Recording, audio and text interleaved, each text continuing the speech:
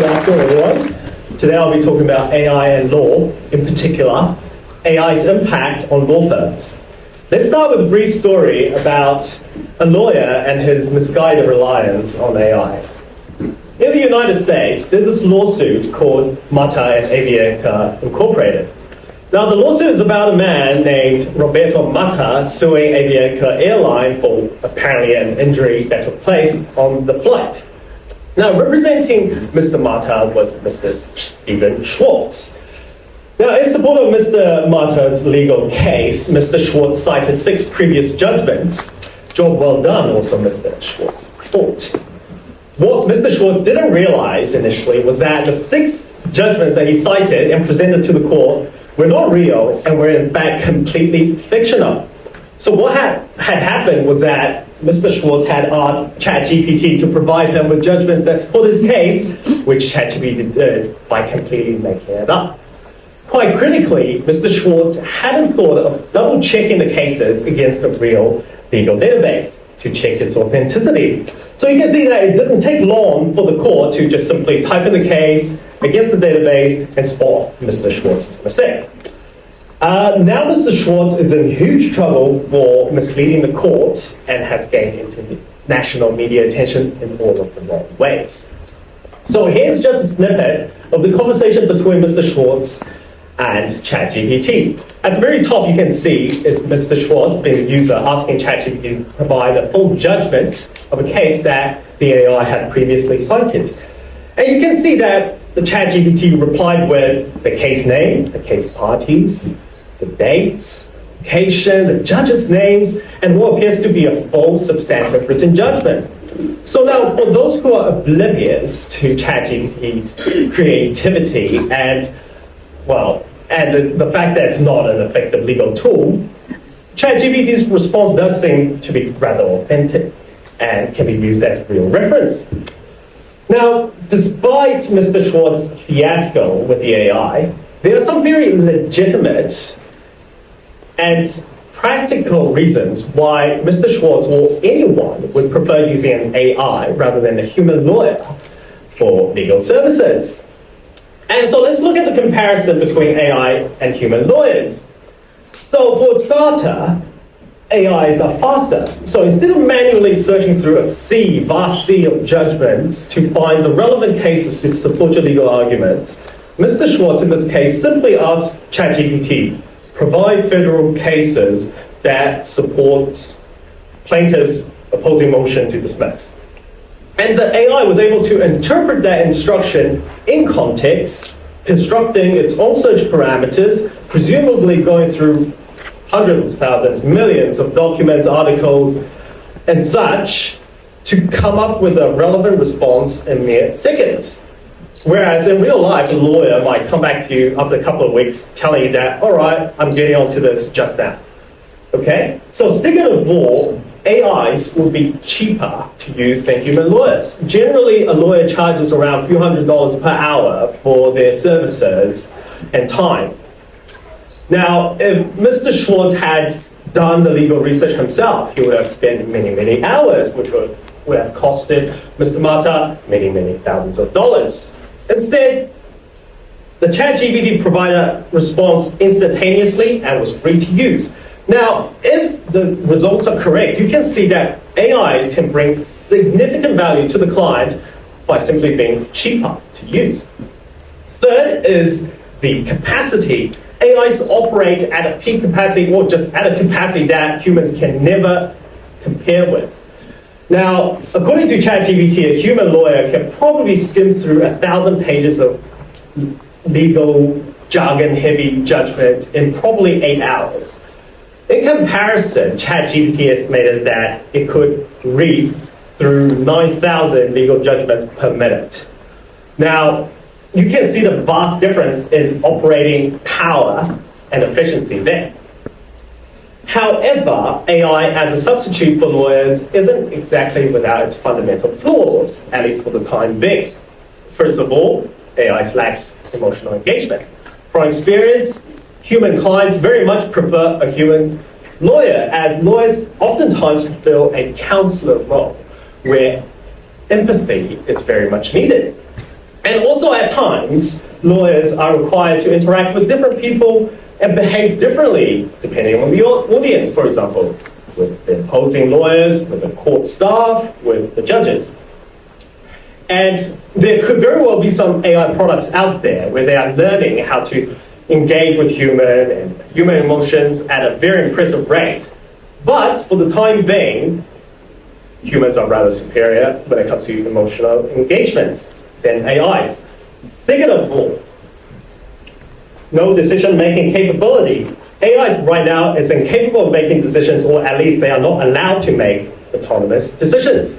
In Mr. Schwartz's case, it was he who asked ChatGPT to provide the cases. It was he who chose which case to use. It was he who thought about how to present those cases before the judge. Now, the client very much needs a lawyer to be able to proactively strategize and come up with options for the clients to choose from. Therefore, and for the moment being, AI is not capable of fulfilling that role. Third, accountability. AIs cannot practically be held accountable for real-life consequences. Mr. Schwartz, he nearly went to the length of blaming ChatGPT of deceiving him with the fake judgments. Now, you can imagine, it would be rather difficult to see a judge go, you know what, Mr. Schwartz, you're right, you're blameless, let's pin everything on this AI here. Now, currently, a lawyer needs to adhere to plenty of ethical rules and regulations, and that is to protect the public from bad lawyers who breaches those rules. Now, what would happen if AIs cannot be practically held accountable for any negative consequences as a result of their legal advice, whether it was well-intentioned or not? So having illustrated those differences, let's take a look at how will AI impact a typical law firm. And first, let us take a look at how a law firm operates. We will look at its management structure, its business model, and the type of works they do. A law firm typically takes form of a pyramid. At the very top, we have the minority of law partners. They're like the bosses of the law firm. They make all the decisions, and they have the most responsibilities. Below them, we have the associates. They're experienced lawyers who are not quite partners. They have some form of business and supervision responsibilities. And right at the bottom, forming the majority of the legal workforce within the firm, we have the solicitors and the law clerks. And they have the least amount of responsibilities and require constant supervision from the seniors when they do their task. We will refer to the law clerks and solicitors as juniors, and we will refer to the associates and partners as the seniors. Now let's look at the business model, and let's pay particular attention to the income flow as well as the salary distribution. So seniors and juniors, they each have their own charge-out rate. That is how much they charge per hour.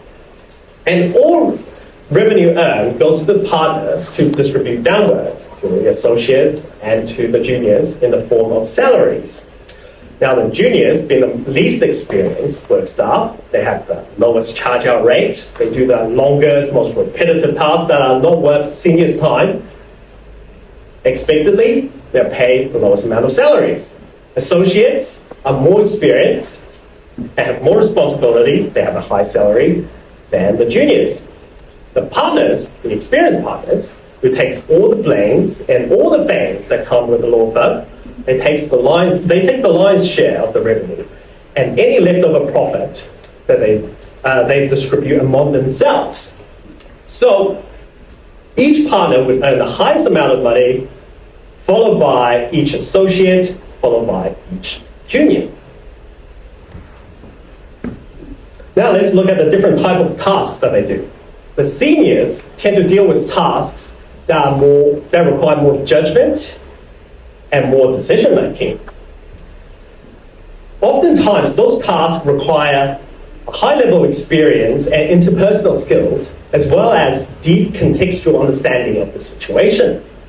In contrast, juniors deal with tasks that are more repetitive, that require less decision-making, and tend to be more rule-oriented. And they tend to be document review, legal research, and basic drafting. So with document review, a senior would go to the junior team and go, all right, here is 100,000 documents. I want you to go through them and pick out ones that fit a particular criteria. And the juniors will go through them and maybe pick out 2 or 3. Now with legal research, the senior would approach junior and say, all right, I want you to find any Supreme Court case after 2013 that relates to contractual mistake during a property transaction. And the junior would go to the legal database, come up with various search parameters, go through potentially hundreds of cases and pick up the relevant bits for the seniors to see. And with basic drafting of, let's say, a simple contract, the juniors would copy-paste from a previous example and change the details to suit the client's need. Therefore, by this point, you might be thinking, wow, okay, so the seniors, they tend to deal with tasks that are more human-oriented, whereas juniors, they tend to deal with tasks that are more rule-oriented, which are rather replaceable by AIs. Indeed, there are already numerous legal AI products out there on the market that specializes in various rule-oriented tasks. For example, LawGeeks is rather good at document review. Latch for drafting, Lex Machina and Westlaw Edge for legal research and analysis. So in time, these legal AI products will only become more powerful in terms of functionality and become more refined in terms of applicability. So how will these legal AI products and their successors impact law firms? Well, I theorize that as juniors' tasks become more and more replaced by AI, by faster, cheaper, and more capable AIs, naturally we will see the demand for junior lawyers drop. When the number of junior lawyers drop within a law firm, they bring less revenue for the partners to distribute. They still have to pay associates a salary, they still have to pay junior a salary. All of a sudden, they have less income to share between themselves. Now, all of a sudden, you can see this new top-heavy management structure become somewhat less financially sustainable and become rather less attractive for partners to maintain. So, what would happen after that is that law firm must adapt and change. And I theorize that with the increasing AI integration and assuming that each law partner still wants to make a lot of money, law firms will prioritize in a smaller, leaner management structure by downsizing staff numbers. With this new law firm structure, they will face less financial risk that accounts for the integration of AI in their business model. Therefore, I theorize and I foresee that we will see more and more breakups of the traditional law firms into more numerous and smaller law firms that hires less staff overall due to the substitution effect by the AI. Now, beyond the immediate, short, or even intermediate term, what will be the long-term effect of AI's integration into law firms? Well, I anticipate that there will be this gradual and overall diminish in the basic legal skills. Now, think about this. As juniors task, the basic rule-oriented tasks that are assigned to juniors, as they're become more and more replaced by AIs, more and more juniors have fewer opportunities to gain skills and experience in those basic legal tasks. The document review, the legal research, the basic drafting skills. Now, those juniors will become seniors one day, and they will need to supervise the quality of the basic legal tasks. Now, you can see the problem here. How can those future seniors adequately supervise those basic legal tasks if they hadn't acquired the requisite skill and experience in the first place? And this phenomenon is representative of the potential problem we see throughout the world, as where we see entire sections of skills gradually being replaced or just disappear through the generations due to increased automation, and in this case, potentially AI revolution. We're already seeing that, for example, in copyright. So the AIs would have much more and widespread impact than what I have described today. Here are some of the questions for you to consider following my talk today.